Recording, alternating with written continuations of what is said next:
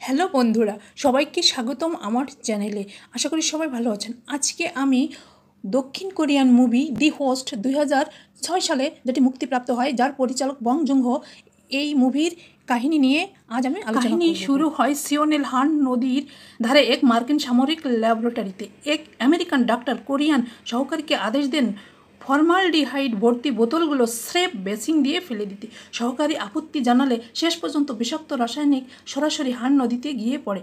কয়েক বছর পর হান নদীতে এক অদ্ভুত দানবের জন্ম নেয়। একদিন নদীর পাড়ে মানুষ পিকনিক করছিল, তখন সবাই দেখতে পায় বিশাল এক প্রাণী সেতুর নিচ থেকে বের হয়ে এলো। লোকজন ভেবেছিল মজা, কিন্তু হঠাৎই দানব লোকজনকে আক্রমণ করতে শুরু করে। এই বিশৃঙ্খলার মাঝে থাকে গ্যাংডু, এক অমনোযোগী একটু বোকাশোকা লোক, যার বাবার সাথে নদীর ধারে খাবার দোকান আছে।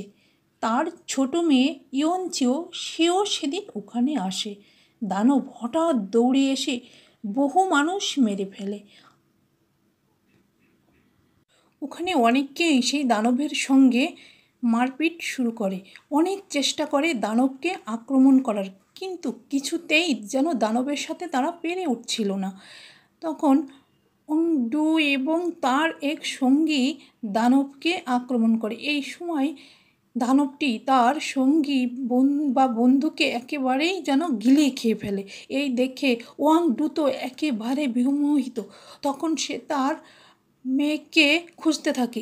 এই সময় সে দেখতে পায় দানবটি তার চোখের সামনে থেকেই ইয়ংসুকে টেনে নিয়ে যায় নদীর পানিতে। তখন সে পাগলের মতো নদীতে থাকে এবং সে হতভম্ব এবং বিমোহিত হয়ে পড়ে।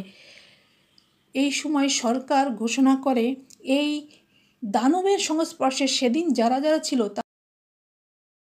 তারা নাকি ভয়ঙ্কর ভাইরাস বহন করছে। ফলে গ্যাংডুর পুরো পরিবার, তার বাবা, ভাই বোন সহ কোয়ারেন্টাইনে নিয়ে যাওয়া হয়। কিন্তু ওরা বুঝতে পারে ইয়নসো এখনও বেঁচে আছে। গ্যাংডুর ফোনে মেয়ের কণ্ঠ শুনেছিল। মেয়েটিকে দানব নদীর নিচে কোনো ড্রেন বা গুহায় আটকে রেখেছে। গ্যাংডু পরিবার ঠিক করে নিজেরাই মেয়েকে বাঁচাবে। হাসপাতাল থেকে পালিয়ে তারা একসাথে দানব শিকার করতে নামবে। ওয়াংসুর পরিবার সমস্ত সঞ্চয় খরচ করে কালোবাজার থেকে সার্চ অ্যান্ড রেস্কিউ সরঞ্জাম আর 3টে বন্দুক কেনে। এর ফলে তারা দ্রুত ওয়ান্টেড লিস্টে উঠে যায়। তবুও তারা নিজের প্রিয়জনকে বাঁচানোর দৃঢ় প্রকল্প ধরে রাখে। পরিবারটি জীবাণুনাশক কর্মী সেজে কন্ট্রোল পয়েন্ট পেরোয়। এরপর তারা সবাই ওখান থেকে একটা গাড়ির মাধ্যমে পালিয়ে যায়। তারা দ্রুত চলে যায় গভীর ও বিপজ্জনক ড্রেনেজ সিস্টেমে তল্লাশি চালাতে। তারা অনেক খোঁজার পরও কোনো কিছু পায় না। সবাই ঠান্ডায় ক্ষুধায় ক্লান্ত হয়ে পড়ে। তারা বাড়ির ছোট দোকানে ফিরে কিছু খাবার খেয়ে শক্তি পুনরুদ্ধার করার পরিকল্পনা করে। এই সময় তারা সেই ওয়াংসুর সঙ্গে খাবার খাওয়ার সেই সুন্দর হঠাৎ দৃশ্য চলে যায় অন্ধকার গুহায়, যেখানে ওয়াংসু ভেজা স্যাঁতসেঁতে অবস্থায় আটকা রয়েছে। হঠাৎ দানব ফিরে আসে, কিন্তু সে মৃত ভান করে রক্ষা পায়। ভাগ্যক্রমে একটি ছোট ছেলেও বেঁচে যায়, যাকে সে আলগে রাখে। গল্পটি চলে যায় পারিবারিক দোকানের দিকে। তারা দোকানের একটি ফাঁকাতে দেখতে পায় দানবটি তাদের দিকে তাকিয়ে আছে। তখন তারা একটি শটগান দিয়ে দানবটির দিকে গুলি ছোড়ে। তখন দানবটি ভীষণভাবে রেগে যায় এবং তাদের দোকানটি উল্টে ফেলে ভেঙে দেয়। তখন তারা আবার দানবকে গুলি করলে দানবটি উল্টে পড়ে মরার ভান করে থাকে। তখন আবার গুলি করলে সে সেখান থেকে ছুটে পালায় এবং তারাও তার পিছনে তাড়া করে। তখন দানবটি হান নদীতে ডুবিয়ে মিলিয়ে যায়। দানবটিকে আর খুঁজে পাওয়া যায় না। তখন তারা 3টি শটগান নিয়ে চলে আসে নদীর পাড়ে। বাবা সাহসিকতার সাথে দাঁড়ায় দানবের সামনে। দানবকে গুলি করতে চাইলে সেখানে কোনো গুলি থাকে না। তখন সন্তানদের বাঁচানোর চেষ্টা করেন তিনি। সন্তানদের বিদায় জানিয়ে দায়িত্ব দিয়ে যান ইয়নচিওকে, তোমরাই খুঁজে আনবে।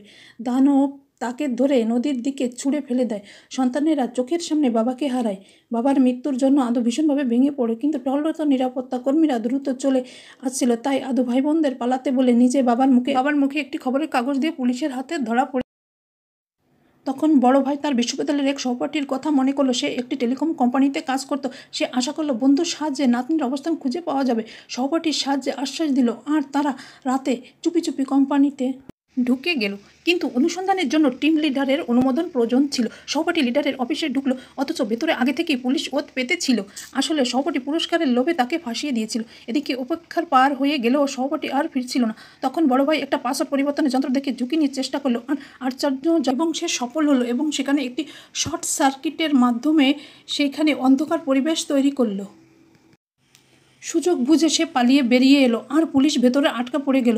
বেরোনোর আগে সহপাঠী তাকে লড়াই চালিয়ে যাও ইঙ্গিত করলো। আসলে সে শেষ পর্যন্ত নিজের অজান্তেই কথাই শুনলো, সত্যিকারের সাহায্য করলো। বড় ভাই বিল্ডিং থেকে পালানোর সময় পুলিশের গাড়ির সামনের পেছনের ফাঁদে পড়লো। শেষমেশ সে ঝুঁকি নিয়ে সেতুর নিচে ঝাঁপ দিল এবং পুলিশের হাত থেকে রক্ষা পেল। আঘাত সহ করে সে দ্রুত ইয়নসনের অবস্থা ভাই বোনকে পাঠিয়ে দিল। নায়ক সঙ্গী থেকে বিচ্ছিন্ন হয়ে যায়। রাতে সে এক সেতুর নিচে রাত কাটায়, এরপর পাহারা দেওয়া লোকদের এড়িয়ে এক দোকান থেকে খাবার খায় আর শক্তি সংগ্রহ করে। বন্ধ মোবাইল চার্জ দিয়ে সে অবশেষে মেয়ের অবস্থান জানতে পারে। সঙ্গে সঙ্গে মেয়েকে বাঁচাতে রওনা দেয়। দীর্ঘ পথ পাড়ি দিয়ে সে যখন সেতুর কাছে পৌঁছায়, তখন হঠাৎ দানবের মুখোমুখি হয়। ধনুক বের করার আগেই দানব তাকে প্রচণ্ড আঘাত করে ফেলে। সে সেতুর পাশে সরু গভীর গর্তে পড়ে যায়। ভাগ্যক্রমে গর্ত এতটাই সরু যে বিশাল দেহ দানব ভেতরে ঢুকতে পারে না, ফলে নায়ক অজ্ঞান হয়ে বেঁচে যায়। অন্যদিকে আদু মেয়ের অবস্থান জানতে পারলেও ডাক্তার বোঝাতে ব্যর্থ হয়। ডাক্তার বলে যে ভাইরাস ইতিমধ্যে তার মাথায় পৌঁছে গেছে এবং জোর করে মাথার অস্ত্রোপচার শুরু করে। শেষমেশ মেয়েকে বাঁচানোর প্রবল ইচ্ছা শক্তিতে আদু হাসপাতালের এক কর্মীকে জিম্মি করে সেখান থেকে পালিয়ে যায় তার মেয়ের অবস্থানের দিকে। আবার দৃশ্য চলে যায় ইয়নসর দিকে। সে ও ছোট্ট ছেলেটি ক্রমশ দুর্বল হয়ে পড়ছে। অপেক্ষা না করে নিজেই চেষ্টা করার সিদ্ধান্ত নিল। সব জামাকাপড় বেঁধে দড়ির মতো বানালো আর উপরের জালে ঝুলালো, কিন্তু দুঃখজনকভাবে নিচে অনেক ফাঁকা রয়ে গেল। সে লাফিয়েও ধরতে পারল না। ইয়নসিও দ্বিধায় পড়ল, কী করবে। তখন এক সুযোগ এলো সামনে। দানব খেয়ে দিয়ে নিচে বিশ্রাম নিতে এলো। ইয়নসিও ক্যান ছুড়ে মেরে পরীক্ষা করলো, কোনো প্রতিক্রিয়া নেই। সাহস করে সিদ্ধান্ত নিল, ছেলেকে শান্ত করে বলল, স্থির থাকো, সে বাইরে গিয়ে সাহায্য আনবে। ইয়নসিও দৌড়ে গিয়ে দানবের শরীরের পায়ের উপর উঠে জামা ধরল। ভাবলো সফল হয়েছে, কিন্তু দানব লেজে তাকে জড়িয়ে নিচে ফেলে দিল। ছেলেটি এটা দেখে ভয়ে প্রস্রাব করে দিল। ইয়নসিও তাকে রক্ষা করতে আবার দৌড়ে ফিরে এলো। দানব এবার সরাসরি তাকে ধরে ফেলল। সরকার দানব ধ্বংস করতে হান নদীতে জীবাণু অস্ত্র ছুড়ল। এতে জনগণের ক্ষোভ তৈরি হলো। তারা নদীর ধারে বিক্ষোভ করলো। দানব জনতাকে দেখে উন্মাদ হয়ে আক্রমণ করলো। এক দম্পতি সবার আগে দানবকে দেখলো। পুলিশ দানবকে লক্ষ্য করে গুলি চালালো। আড্ডু ছুটে গিয়ে তাদের থামালো, কারণ সে ভয় করলো দানবের পেটে থাকা মেয়েকে মেরে ফেলতে পারে। দানব তীরে উঠতে সরকার জীবাণু অস্ত্র ছুড়ল। দানব কষ্টে লুটিয়ে পড়ল।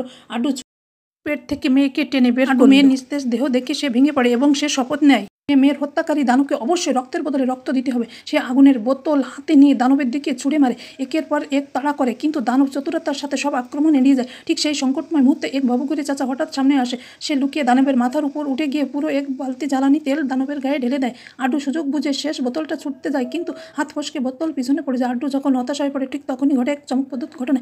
এক নায়ক আগুনে ভেজা তীর ছুড়ে মারে। তীর সোজা গিয়ে দানবকে আঘাত করে। মুহূর্তের মধ্যে আগুনে দানব জ্বলে ওঠে। দানব ব্যথায় বিভৎস চিৎকার চারিদিক কেঁপে ওঠে এবং সে নদীর দিকে দৌড়াতে থাকে। দৌড়ায় যেন ডুব দিয়ে আগুন নেভাতে পারে, কিন্তু শেষ মুহূর্তে আড্ডু তাকে আটকে দেয়। সে সর্বশক্তি দিয়ে লোহার দণ্ড দিয়ে দানবের দেহে ঢুকিয়ে দেয়। এটি ছিল এক বাবার নিজের মৃত কন্যার প্রতিশোধ নেওয়ার লড়াই। কাঁপতে কাঁপতে ছেলেটির কাছে গিয়ে দাঁড়ায়। ধীরে ধীরে জ্ঞান ফিরে পায়। আড্ডু মেয়ের ছেলেটিকে রক্ষা করতে গিয়ে প্রাণ দিয়েছে। অন্যদিকে ছেলেটিকে এক অনাথ, যার কোনো জায়গা ছিল না। মনে হলো এটাই যেন ভাগ্যের ইশারা। এরপর থেকে ছেলেটি আড্ডুর সঙ্গে থাকতে শুরু করে। হ্যালো বন্ধুরা, কেমন আছেন সবাই? আশা করি সবাই ভালো আছেন। আজকে আমার নিজের তৈরি ক্রাফট দিয়ে কীভাবে আমি আমার একটি ড্রয়িং রুমের ওয়ালকে সাজিয়েছি সেই ভিডিওটাই আমি আপনাদের সকলের সঙ্গে শেয়ার করছি। ভিডিওটা যদি ভালো লাগে অবশ্যই লাইক কমেন্ট করবেন এবং নতুন হলে সাবস্ক্রাইব করবেন। আমার প্রত্যেকটি ক্রাফট ওয়াল পুটিং দিয়ে এবং বোর্ডের উপর করা প্রত্যেকটি ভিডিওই আমার ইউটিউব চ্যানেল এবং আমার ফেসবুক পেজে লাইক দেওয়া আছে। আপনাদের চাইলে দেখে আসতে পারেন। থ্যাংক ইউ, ধন্যবাদ।